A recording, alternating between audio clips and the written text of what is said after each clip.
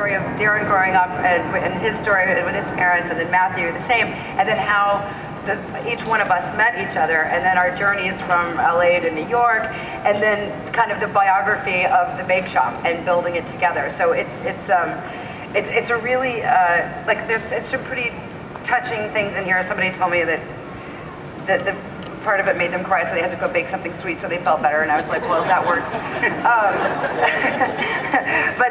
But just so you know the nature of the thing, we're super proud of it. See, that's me on the back with, and I have the same exact hairdo as Abby does when I was 5.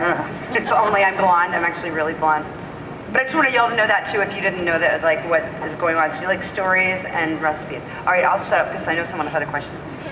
There. Yes, sir. Okay, if you had to choose, you mentioned turkey chili or the chicken dumplings. I'm chicken and dumplings fanatic. Like I'm from Alabama. I mean, and that was what my mom made. That was probably one of my favorite things my mom made. We had chicken and dumplings a lot. Can you modify this recipe for whole wheat flour rather than white flour? Yeah, there's a whole wheat recipe in the book. So yeah, we already. That's in there.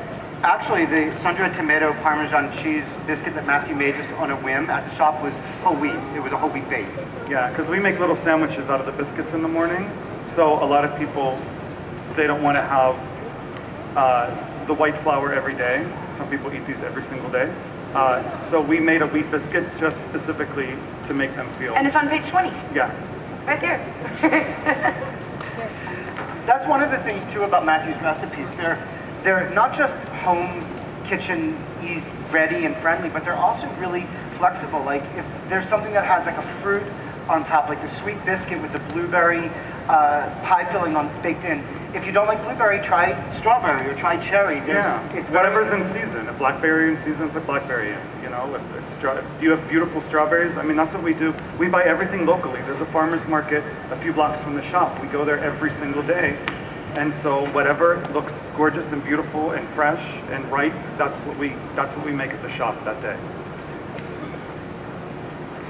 I'm having trouble with this thing. I have really small ears, and this apparatus is like, okay. Any other questions? Yeah, sure. Not really a question. I just want to volunteer to taste the biscuits. I don't think they're having a tasting, but let me check on them. They're gonna need another minute or whatever. Another minute, they'll be ready. Up here, there. Wait, let's give you a microphone. There you go. Thank you. Hi, I'm Snowbird, and I'm from originally from Brooklyn, New York, and Pennsylvania, but I'm visiting my son in West Hollywood, and we've met several years ago.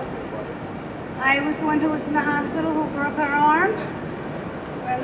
How's your arm? I want to know, will you mail order me some foods if I contact you and tell you what I want? Will you deliver it to Pennsylvania? Well, wait, there's a story behind that. Yeah, the problem with shipping food for us. We tried. We gave it the old college try. We were in our shop that's smaller than this stage, and we were selling to hundreds and hundreds of people every day till we sell out, and we were trying to ship food and then ship it to wherever you were all over the country. And things in 80-degree heat, in 105-degree heat, from New York to, and the shipping was so expensive, and for you to get 4 cookies from us wound up costing $80. And it wasn't a business that was going to be good for us and good for the customer, because by the time you got it, we're dealing with like perishable, handmade, no preservatives. I mean, you buy something from a local chain, and it's shipped from somewhere. It's able to be 2 weeks old before they open the plastic bag and put out for you to buy.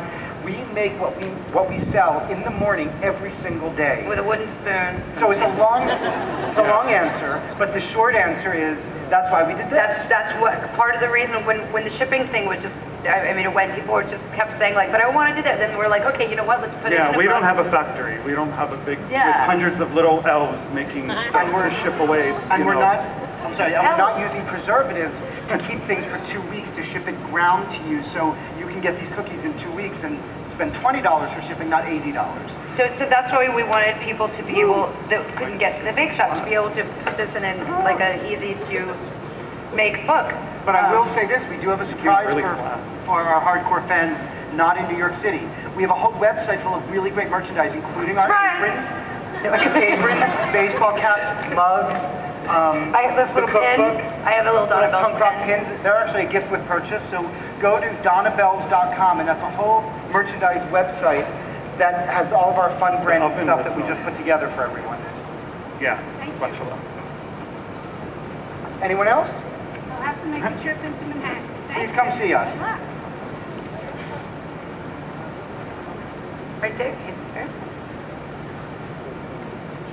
Pauley, has any of your co-stars visited Donna Bells? Absolutely, all of them. Michael Weatherly is, so he's in the book. He's in the book. Michael Weatherly in the shop. Yeah, Weatherly's in here somewhere, and I remember Rocky Carroll came out for our grand opening. Yeah, so he was there like when we party. opened the doors, which is wonderful. And all of our crew, everybody that from NCIS, you know, we're like a family over there. Everybody's super supportive of everything that anybody is doing, and anybody from the whole realm of NCIS family is always stopping by to see them. And one of the things, Michael Weatherly actually came to the shop one morning really, really early. Matthew was there, and Michael Weatherly was like, I'm going to Rachel Ray in about 10 minutes. He said, can I bring her some stuff? And he brought a box for everyone over at Rachel Ray. Because she's awesome, and so is she. We're going to be on Rachel Ray on Cinco de Mayo, by the way, May 5th. Please watch, it's awesome. It's really fun. It'll be fun to be back on your show. So I have a little biscuit here. Oh, sweet. Yeah, it's really hot, but Is that not the one with the parsley? this has nothing in it. It's just plain. Oh wait, my mama told me not to eat if everybody doesn't have food. I know, but we're not doing it recently. Oh, I'm supposed to do it. Yeah. Buttery, Mom. right? It's really hot. Oh my But anyways, God, it's so good. you can get these, you can make them small, you can make them bigger, and then, what was I gonna say? That's not my oven, so I'm not used to that oven, but once they cool, you can cut them. And they're the way that they're made, they're not real crumbly, as you can see. So they make real good sandwiches, you can put turkey on it, you can put anything you want. Where's our volunteer? The first one right there. Somebody has to try this. I don't think I'm Just supposed to do don't that. burn your tongue. Please don't burn your tongue. No tongue burning allowed. Just eat that little piece. I cut it off for you. There. It's so good. Yeah, it's cool. Yeah, I know, right? Crazy. Here, let me make a little taste for her. Okay. Because she's 4.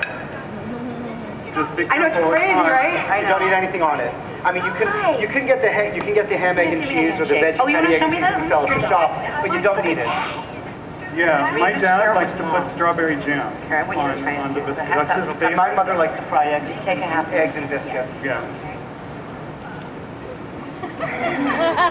Good girl. Any other questions? How good is that? Crazy. There's a question over here. Right over there. On the ground. Oh, don't get up. You're all right. Besides, I know I can zoom in here. besides a little endeavor here with the bake shop, are any of you deciding on doing any other ventures together, or? Who knows? I mean, knows? it's interesting because I always think it's funny. Darren's background and his degrees are in fashion design. He's a fashion designer. My background is in sociology, psychology, and criminal science. That's what I went to college for. And into my master's degree with criminal science. And he's a political science major. And together we have a bakery. Like, That's also one of the things that people have said to us about the book, that people that have read the book. It's very inspiring for people that either want to change careers, take a different path, or try something new, or anyone who has an entrepreneurial spirit, because a lot of this was new for all of us, but we all had areas of where we were, I wouldn't say experts, but where our strengths were, and we just together kind of made one great whole. It was different parts of where each of us were really good. Together, we were able to collectively put this together. And So if you ever